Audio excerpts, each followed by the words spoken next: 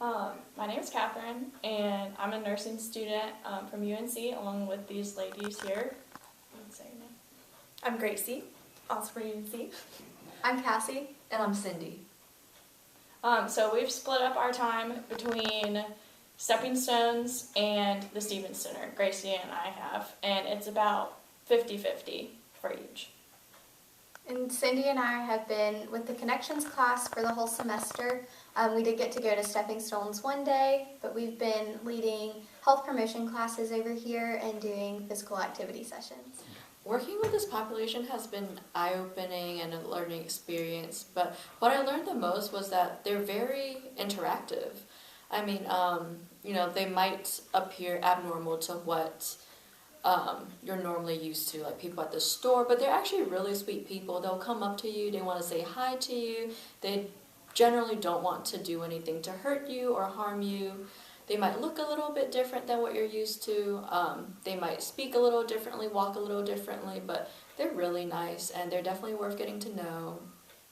They love their handshakes, they like saying hi, so definitely acknowledge them when they do. They're not trying to make you uncomfortable. They just really like interacting with people, and it's a really sweet quality. It's just really important to remember that they're people just like all of us are. And just like us, they enjoy human interaction, and as much as we can get them involved in the community, it's so great to do that. I would say for a kids population is, first of all, they're a lot smarter than you think they are, and they really learn from watching adults or watching other kids. So it's important to always acknowledge that and kind of keep that in the back of your head, that kids are always watching and they pick up behaviors. So if you're modeling great behaviors, it's a wonderful thing to do. And also hand washing is always very important for adults too, who also need to be taught how to do proper hand washing. One of the things that I really got out of this is the value that's in a preschool that has like children with IDD or physical disabilities merging with those who do not. I think that starting the merge at a young age and being able to interact very closely and personally with this population is such a great thing to hopefully then alleviate the stigma that we think that all adults, the general population has regarding this population. So starting this at a young age and being able to exhibit positive behaviors in this group will hopefully continue on throughout life. So for the first half of the semester, Cindy and I were the only two nursing students at the Connections class, which is a day program for adults with intellectual and developmental disabilities. And for that half of the semester, we really focused our health promotion lessons on healthy eating and exercising. And for our physical activity sessions, Cindy led us in a thriller dance, and that really got everyone involved. It was great. For the second half of the semester, we've continued the thriller dance, but we've also incorporated some just like general games to get people active. And for our lessons, we have kind of shifted towards self-advocacy and how we can know our bodies and when to speak up when we are at the doctor's office, as well as just speaking up for ourselves in general.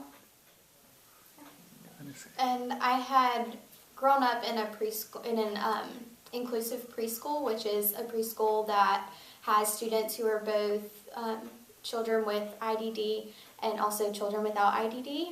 So I had experience interacting with this population, but not adults. So I was also a little bit uneasy about how to go about teaching our lessons, but I feel like we acclimated to how to teach them pretty quickly, and we were able to successfully teach them health promotion. It was my first time working with adults with IDD, that's the acronym for intellectual and developmental disabilities.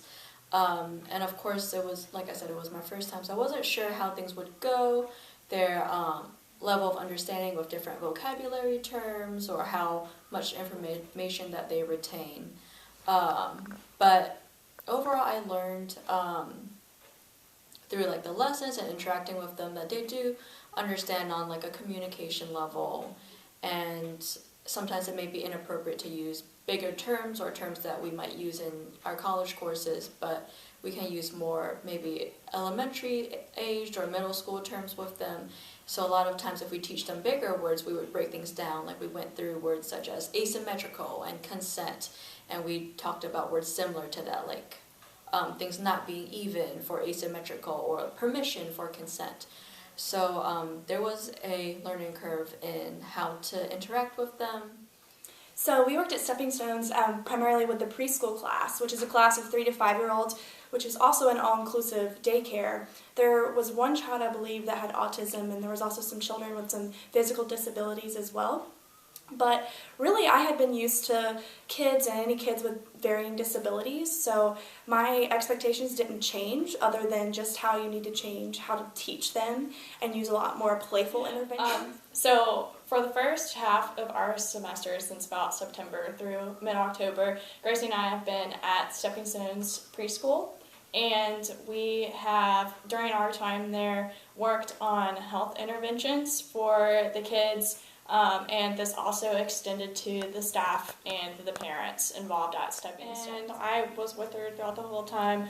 I had previous experience from kind of interning at a preschool, but it is not an inclusive preschool as Stepping Stone was.